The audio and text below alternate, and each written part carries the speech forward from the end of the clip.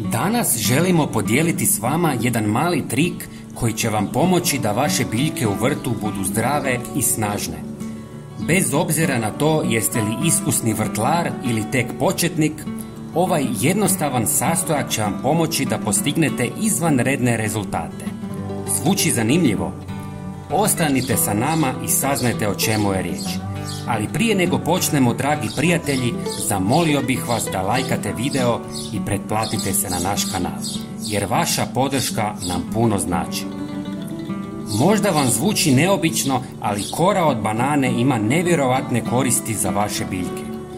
Većina ljudi obično baci koru od banane nakon što je pojede, ali od danas ćete shvatiti da ta korica vrijedi zlata za vaš vrt. Prvo, kora od banane je bogata hranjivim tvarima koje su ključne za rast i razvoj biljaka. U sebi sadrži veliku količinu kalija, fosfora i kalcija. Kalij je važan za razvoj korijena, cvjetanje i sazrijevanje plodova. Fosfor potiče stvaranje cvjetova i sjemena, dok kalcij jača biljnu strukturu i pomaže u prevenciji bolesti biljaka. Priprema je vrlo jednostavna. Prije svega operemo bananu i bilo bi najbolje da banana nije tretirana pesticidima, odnosno da je iz eko uzgoja. Kako bismo iskoristili sve te korisne tvari, jednostavno narežemo koru od banane na male komadiće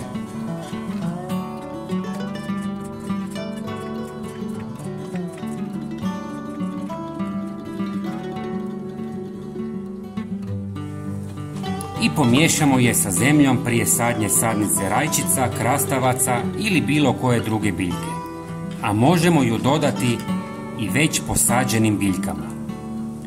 Kora će polagano otpuštati hranjive tvari u zemlju kako biljka raste, pružajući im postojan izvor hrane tijekom cijelog rasta. Osim toga, kora od banane također djeluje kao prirodno gnojivo i poboljšava strukturu tla. Kad se kora razgradi, oslobađa organsku tvar koja povećava plodnost tla, zadržava vlagu i poboljšava drenažu.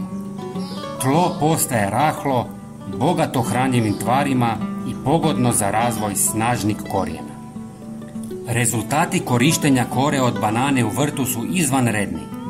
Biljke postaju bujnije, otpornije na bolesti i daju veći prinos plodova. Dragi prijatelji, napišite nam u komentarima odakle nas gledate. Hvala vam puno. Pozdrav!